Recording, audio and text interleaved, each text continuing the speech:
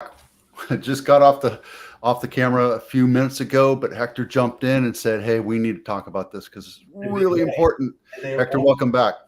Hey, thank you. How are we doing today? I'm doing awesome, man. I'm trying to figure out how to make myself a little bit more balanced on the lens here. Yeah, so we're talking about all sorts of cool things going on. The market's kind of in this weird shift, but what you talk to me, talk to us. What's going on? Well, a lot of stuff going on actually. Good news is we're seeing inflation coming down Hallelujah. as of last week, but there's been a little lag with mortgage rates. So mortgage rates have still haven't quite moved in conjunction with them. Although this week we saw a little bit of a drop off over the last week in mortgage rates, kind of average conventional rates right around 6.7, 6.8%. And we're just seeing a lot of confidence in the housing market, right? We're seeing, I think on the national average, there we go. There are some rates on the national average. We're seeing about 33% of all homes going over asking. And locally here in the Bay Area in Northern California, we're seeing much higher rate, closer probably to about 50%, depending on Well, where you are in Northern California. What was yeah, that? I'm sorry. for single family homes in Santa Clara County, we're at 65 to 70, depending on the week. Yeah, absolutely. Bay So, Area definitely two thirds. always much more competitive, and especially in some of the communities. Gosh, it never really even slowed down very much last year. Everything on the west side of 87, it seemed like it just never stopped. I mean, it slowed down a little bit, but boy, I tell you, it just feels like we just, that market really, I mean, it slowed down, but I think on the east side, we saw the market tank a little bit, right? We saw like in my neighborhood, I could tell you that from the peak of April, our values on average went down about 250, $250,000 from on average, right? So now they're coming back. They're sneaking back. I mean, if you look at the numbers, like this is just Santa Clara County. We saw this just last week too when we spoke, or 2 weeks ago when we spoke, because I had to move my son last week. This is the peak of the market right here, and we went down. We had the 8-9 month recession. I'm going to call it recession, and now we're back. So yeah, our confidence is back in detail. I mean, for sure, Yeah, right? likely economically speaking, we're still in a recession. But from a real estate standpoint, yeah, we've certainly seen the market heat up this year, really since about February, right? And as of the last few weeks, it's just really interesting because it's like the market hasn't caught up. So the rates were relatively calm since November. Since about second week of May, they kind of shot up a little bit. And despite that, the demand for housing has been increasing, right? So we're kind of at this kind of weird spot where rates are up a little bit, yet demand has not let down, right? So we'll kind of see if rates do maintain or move up, edge up a little bit, then we'll kind of evaluate how that affects the demand. But currently, um, it's a really hot market, and It's we're yeah, seeing multiple offers on just about everything, right? So yeah. I mean, we're seeing the market. Oh, geez, what's going on with my system here? it's a mess. I'm a mess. Yeah, I mean, we're seeing the market just kind of go back to what we've been used to, right? And we yesterday we were talking about the condo I have for sale. It's a little tiny condo. I don't want to say it's too small, right? But it's just a standard condo down on Morgan Hill, and I had 4 offers on it. Then it went over list price, right? I mean, we priced it below where we thought it was going to be, and we got to where we thought it was going to be, right? I mean, my seller is ecstatic with the whole idea of the process that we did, and that makes me happy that I make him happy. So we went what about 10% over asking, or give or take? Uh, well, let's see. Where's my calculator? I think it's less than that, right? I mean, we had it priced pretty aggressively, and the fact that it was kind of in rough condition, we didn't expect it to go super crazy, but for sure it went over. About 7%. Yeah, 7%. So I think we did good for them. We marketed it. We slow played the heck out of it. I don't know what the heck is wrong with my computer right now.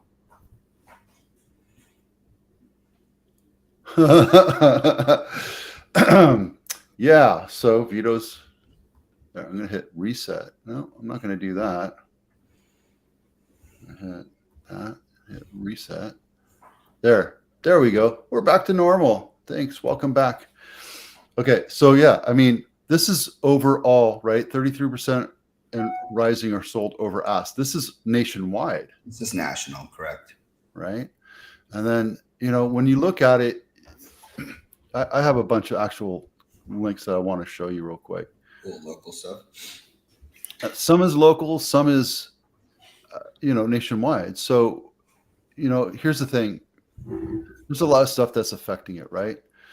And where is it? Sales volume down. So like we look at this thing right here, sales volume is down, but that's because inventory is down, right? And the reason why inventory is down, Hector, everybody knows this, right? Yeah, that's the only reason that, sales in general or, transactions in general are down year over year or since even pre-COVID is just a result of the lack of inventory. Exactly. And it's the lack of inventory because we had houses, and I heard a statistic, roughly 65 to 70% of the houses that have a mortgage on it, whether it's new money purchase, right? Or purchase money loan or a refinance, 60% of them refinanced or got into the 2.5% range. So why would anybody ever leave that when now it's 7%? I mean, it wouldn't make sense for them. That's kind of one of the biggest things, right? I believe that the stats like 84%. So 84% of homeowners, their interest rate starts with a 4 or less, right? 4 or less, and like 60% start with like a 3 or less, right? So that's absolutely something that someone who's looking to buy a house has to deal with, right? Because unfortunately they can't transfer that interest rate over, and unless someone really needs to relocate or downsize or step up into a larger home, that I do believe that is definitely something that is holding consumers back. In my last video, I talked about house hacking, and this is something that you may not know about or you may not talk about. But what happened? So if I bought a house in 2021, at 2.5%, right? I bought it for $1 million. I paid $200,000 over. Bought it for $1 million, and now it's worth 1.2, 1.3. It doesn't really matter. But now I got transferred to, I don't know, Silicon Valley. Hey, and you happen to be talking to me, and I'm in Ohio. My house is worth $1.2 million. I don't want to get rid of that. That is, I can have that thing paid off. I can bring a renter in. I can rent to own this thing, right? If somebody comes in and gives me $100,000 or $200,000 for that house, I'll be the bank. We'll have a little side deal on it, and in 10 years, we'll do the transfer, and that person will have equity from this point on. We'll get 2 appraisals. We'll do a rent to own for 10 years, and then whatever the value is today, 1.3, we keep it, and then in 10 years, you refine, or the renter converts it into a sale, and he has $300,000 equity into it. He's paying into this mortgage. Meanwhile, I'm the bank, right? I'm selling it to him for $200,000 down plus 4.5%, 5%, which is way better than 7%. But I'm still making 2.5% mortgage, and I'm the bank, right? So there's some tricky ways to do that. It's not necessarily something you can get in trouble with. You have to talk to a lawyer. You have to talk to a lender. You have to make sure it's done right. But there's some serious things that can be done today if you need to move, right? So anyway, let's go back to the slides. Let's talk about your fancy slides. Yeah, you're looking at me like you're such an asshole. Just let me talk.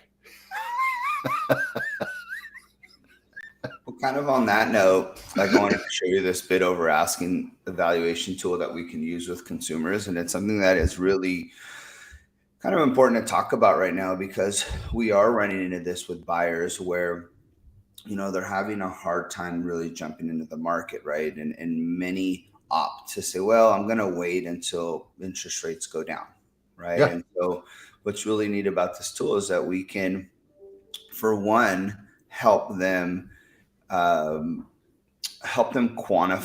why it's okay to bid over asking, right? So like if you look at this first slide, and we have a home that's 580, the value is 580, they're currently asking 585, and we understand that it's going to take about 15,000 over asking to get in a contract, right?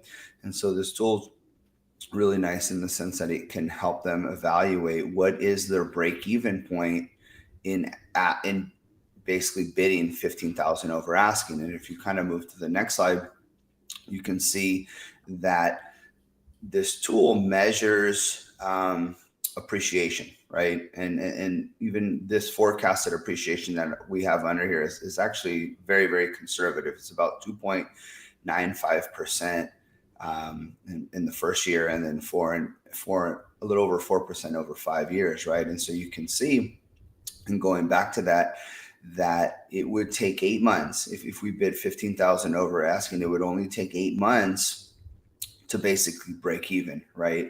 Taking into account how much that property is appreciating month over month. Right. So if you look at that, so this is a tool that you can use with anyone to evaluate, hey, if I'm going over, how long does it actually take for me to break even? Right. And, you can't look at the break even, but you also have to look at the 10 to 15 year stretch. Because let's just say that you move into a house and, the standard thing is, people move every 5 to 8 years. It's not true anymore. They do. There's a small percentage of people that do that. That's the average. Those are the numbers, right? But right. Obviously, it even makes more sense, right? The longer you stretch this out, the more sense it even makes. Let's move to the next slide. Yeah. This guy right here. And you can see that the forecasted appreciation in 5 years at a modest 4% appreciation rate, that house is going to increase in value by $131,925. That your ROI on that is what? Over 600,000. You're looking at 18%. Real rough. 131. Of 585. And really, when you take into effect the amount that you put down, then it's really overwhelming, right? The fact that you can get into these a home at this price, for instance, for $30,000, and over 5 years, your house is appreciating $131,000. I mean, it's 30% over time, right? And if you divide that over 5 years, it's 6%. You're not getting that in the stock market. You're not getting that in Bitcoin. You're not getting that in gold or metals. It's important to diversify, right? And whether, if you're working with a financial advisor, if you're, vested over 401k or IRAs or what have you. But it's equally important to, especially if you're renting, to evaluate what would it take to buy and go through the process and evaluate that for yourself. Right. And it's super important that,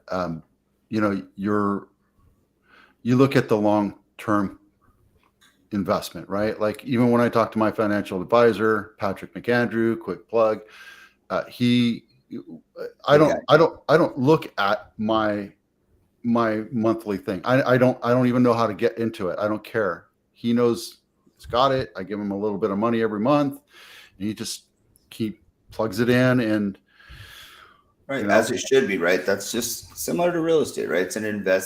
It's a long-term investment, it's a long-term play, right? And so Right. that's what we look at. Hey, if you're comfortable, if you're going to be in an area, obviously the understanding is your income is fixed, right? It's you're always going to be working. You're going to be in an area at least 3 years, and you can live with that payment. Then why not enter the market? You know, and it totally makes sense because at the end of the day, why rent? You know, I was talking to our client Andy just this other day, and he was looking at a house up in the hills, and then now he's like, well, what if I buy a condo townhouse? I'm like, well, look, I need you to talk to Hector, talk about the financial side, but I will send you all the listings and we can go take a look. And you know, here's the thing. He said in the next 10 months, I'm going to spend $30,000 living in Silicon Valley. And I'd rather put that into a mortgage, right? And to pay Yeah, down a loan and to see my equity increase, not my landlord's, right? And that's the correct mindset in this point. There's no pressure because you know he's there and he's left and right and up and down and he's trying to figure out what to do. But we're here just to advise him. And I'm not calling him every day. Let's go look at houses. When he's ready, he will call me, and that's the way it is, right? And um, I don't play that whole uh, you know, let's try to do this and force you into it and this and that. I pull back. If I feel that somebody's stressed out, I wait for them to ask me the questions. And when they see stuff like this, it's up to us, you and me, to sit down with them and say, here's the pros, here's the cons, here's all the education I can give you about this, and you make that decision. Because at the end of the day, it's your money that you're spending, right? right. That's what I like about you, because you're not forceful. You're not the guy that will hound somebody and say you need to sell something or get into a loan today. You're just like, here's the education, and that's why you're successful. Yeah, I mean, we want to be able to quantify for clients, right? Everyone's situation is different, right? Like in the client you reference, I mean, he's got a lot of other things working in his personal life, right? Right. That is going to take steps for him to be prepared to buy. Obviously, he already sees the opportunity loss, right? He's seeing that he's paying, $4,200 a month in rent and how much that is over a year. And that pains him, right? And so he already understands that. And it just depends. Every client's circumstances are different. And that's why we want to get a head start, have a consult with a client, and then kind of put them on a timeline, right? And everyone's is different, right? This is a really great slide. Palm And Beach County, I, Florida. yeah, and we chose this. We chose this county just because of its modest appreciation to be able to show this example, right? Because we run into this question every day. I even just I'm responding to an email right now on something very very similar, right? And where we have someone in this case got someone approved, and they're looking at the monthly payments, and they're going, oh, maybe I should wait, right? And many times it's with borrowers that have been on the fence for so long, right? So they've been on the fence for the last year, 2 or 3, at which time they were being approved for 3-4%, right? And then now they're looking to buy maybe same or less in terms of value, and their payment is, a lot more, right? And so now they're trying to determine, hey, should I buy now or should I wait, right? And this example is really really great. And so we're looking at $1 million purchase, $800,000 loan, and currently in a loan today, our interest rate is 6.5%, right? And versus if we wait 6 months and wait a year, right? And if you notice, in waiting 6 months and a year, we're assuming that rates are going to go down, right? And if in this example, the rate waiting 6 months goes down to 5.5%. But what buyers don't tend to look at is the appreciation, right? And so we're looking, if you notice, in 6 months, just at a modest 2% appreciation, we can see that the house gained in value, right? So that $1 million house is now $1,020,000, right? And we can see in a year, under just that modest appreciation, that the house value is now $1,030,000, right? Let's go on and go to the next slide, and we'll look at kind of what that means on a monthly basis.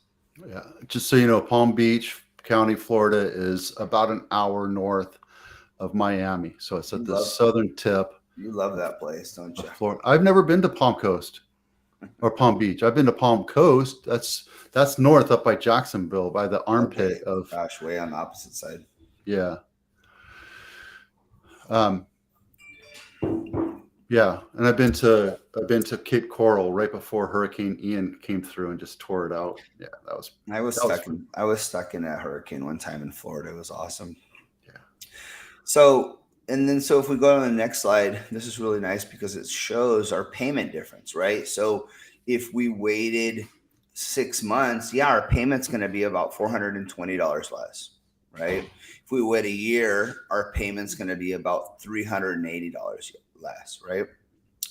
However, by waiting, we lose out on appreciation, right? That means how much the house has gained in value, right? So we can see that in 6 months, we lost about a little over $20,000. And if we wait a year, close to $30,000, right? Same with amortization, right? Which is basically your deductions, right? That you're foregoing on, right? That's another almost $4,400 on 6 months, almost $9,000 on a year.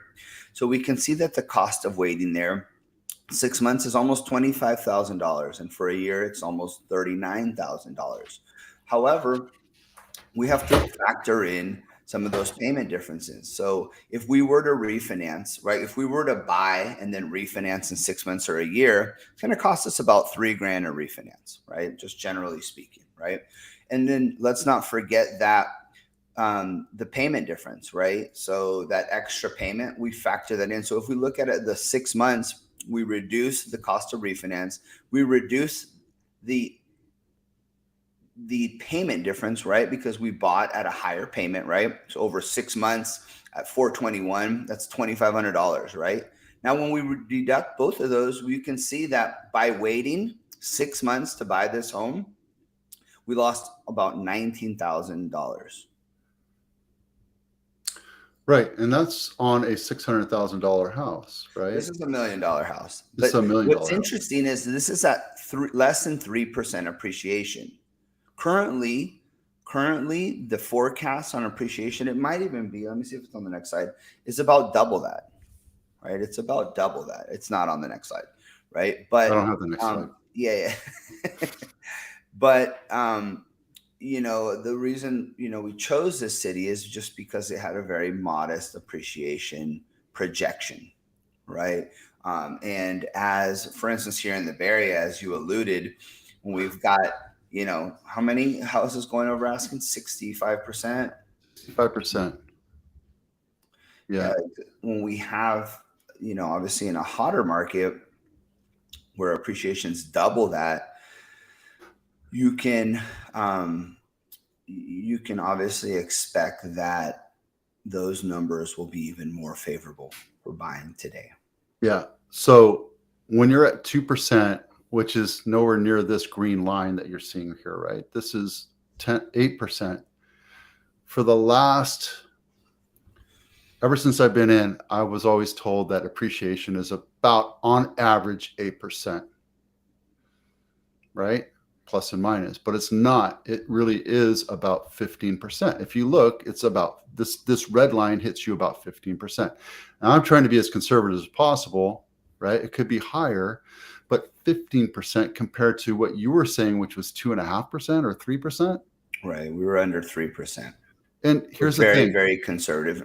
When I do my mortgage coaches or different cost analysis for clients, to be honest, I normally live in that 5 to 7%, which is far below what we've been seeing, especially over the last 3 to 5 years.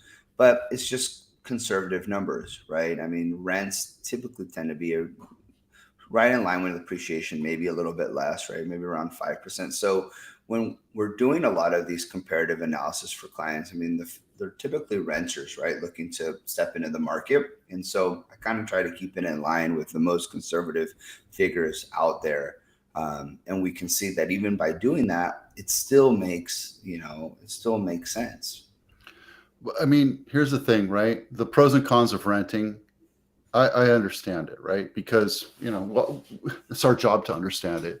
You have somebody else's house or apartment, and you have to ask for permission to paint, and you have to ask for permission. Hey, my dog just made a mess on the carpet. I need to replace the carpet. You have to ask for permission to, hey, my water heater's not working. Can I get it fixed? Or, sometimes landlords would rather they do it, and then you have to wait on the landlord to do it. Or, typically what you see in homes are single pane windows, and sometimes the air conditioning is kind of crappy if you have it at all. And sometimes you're in an apartment where people are stomping on you overhead, and then you're completely out of control. Your rates are going to go up. If you're paying $2,000 this year, you're going to pay $2,100 to $2,200 next year, and that's probably not even a realistic rent anymore, right? And yeah, it's a factor that you can't control as a renter, right? All those variables, right? and in times like this, if I was exiting the market as a landlord, I'd be like, hey, guess what? I'm selling your house. I'm selling that house. Just be prepared. In 6 months, you're probably going to need to find another place. So you have zero security in that. And you're giving me all of your money to pay down my mortgage, giving me more equity in my pocket as a landlord. I love that. But as a renter, I get it. I know you're like, oh, but I'm going to pay 1.5, 2.5 times the actual sales amount over a mortgage. That's criminal. Yeah, but that's the way the system's set up. Got to work the system, play the system. Yeah, and the Bay Area is probably one of the toughest markets, though, I because agree. here, even though our rents are high, really, when we factor in, like, currently, right, when we look and we evaluate, hey, on a purchase, what a payment costs, I mean, it's significantly more than rent. Primarily because, consumers, don't have, when you're buying for the first time, you typically don't have more than 20% down, right? So, when you just factor in, first time home buyer, for instance, at, somewhere between 5 and 12% down on average, you do have to be comfortable with a higher payment, at least for, a couple of years. So when I bought my first house, we bought it for $225,000, and dude, back in 1990, whatever, it was a lot of money, right? That was the going median price of Silicon Valley, and we had to scrimp together coins, pennies, just to make our down payment. We had, and I had horrible credit. I was your ideal client. I had horrible credit, and I made okay money, but we did it 80-15-5. I had 5% down, 80% mortgage, and 15% second. And my second was, I want to say, like 13%. And we struggled. We got into this house and we struggled, and it was so horrible. And we were living on top ramen and tuna for months. But we knew, the market's going to go up. Eventually, the market's going to go up. Even if it's 5 years from now, the market's going to go up. Who would have thought 20 years later it's worth 1.7 million, right? Right. And well, that was our first house. This is our second house. So in 6 months, the market popped up enough that we refinanced it into one loan, and I want to say it was 4.5%, and maybe 5, whatever. It doesn't matter. And our rates our mortgage came down, our payments came down, and we can actually eat food again, which was great. And then 7 years later, we sold that house and bought this house. We had our first kid, who's 21 this year. And we moved into this house, and, we struggled to get into it. We were still dirt poor, trying to figure it out. And we made the sacrifice. We didn't go out. We didn't play a lot. But we had the house. And now, 20 years later, we're not house poor anymore. We're financially solvent. We're comfortable. We don't live paycheck to paycheck. But we also have a different lifestyle. We have a very conservative lifestyle. We live below our means. We pay off our loans. We pay off our cars. Don't have, but because we're in a situation where we could do that, we We don't put $10,000 a month on our credit card, and we don't go on fancy vacations. But now, we're comfortable. So as a first-time buyer, you're getting into this market. It's totally different. I agree, it's totally different. I couldn't imagine buying $1 million first-time house, right? But you're also making more money than I did back in the day. I mean, I think I was making like $40,000 or $50,000. Somewhat relative, but I Right. mean, it is really hard today. There's no question about it, right? And that's why, I mean, you touched up on, house hack. It's just something really common with the kind of the younger, the millennials or even younger generations, which, is just creative ways to get into a home and kind of help offset your monthly obligation. Yeah. Yeah. I got my texts are coming through 1,000,000 miles an hour. Yeah. Dude, this is great because, I think going back to these numbers, seeing where we are. Holy cow. Yeah, my texts are going crazy right now. I'm sorry. I should have just shut it off. I put it on vibrate because I was in a place where I needed to, focus on it. Now it's that time has passed and I have to shut it off again. I just don't want to get to it. It's a normal thing, right? 65% of the houses that are being sold today in the Silicon Valley go over list price. You can absolutely find a deal, right? You can absolutely find a deal. We should be looking for those deals. If you're a first-time buyer and you're struggling, look for the bottom 3%. But here's the thing: your house isn't going to be perfect. It's probably going to have a couple dents and dings on it. It's going to be probably a little bit overvalued, and we can go in and negotiate, right?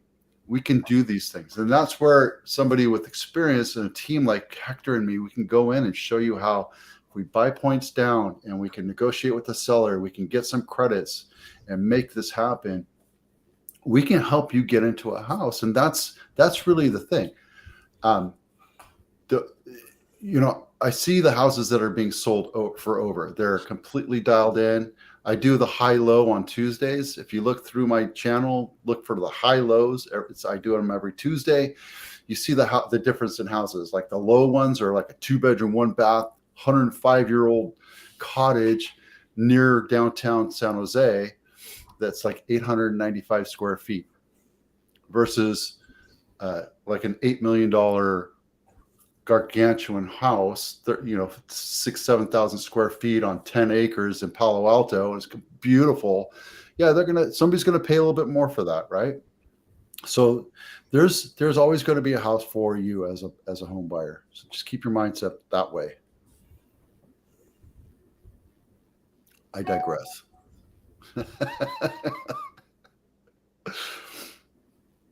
Are you done? I'm listening. Yeah, no. What else would you like me to share? Nothing. I think we've talked for 33 minutes, and I love the fact that we got to chat. I always love hanging out with you, man. Appreciate it. Same here. The last time I got like polluted drunk was with you. Whoa. We don't need to go back to that. Here, when I was in Jacksonville with my Marine buddy, I drank like we were 20 years old again. I couldn't keep up with him, but yeah, I don't drink much these days. I don't have it in me. I think it just kills me a little bit. Me neither. Just can't do it like we used to, Yeah, dude, tells you. I'm turning 55 this year. For you, man. I'm still alive. So, all right. Hey, listen, let's do this again next Wednesday. Talk about what's going on. Let's talk about some of the negative things and how we can turn them into positive things. Okay. That would be fun. Sure. I have no idea what that means, but that's together. Talk amongst yourselves. All right. Don't go anywhere. Hey, thanks for watching, everybody. We'll see you tomorrow. I'm Vito Scarnecchia with Montano, and this is Hector Ramirez with Thanks for your time, guys. Cross Country Mortgage. Talk to you out there. Take care.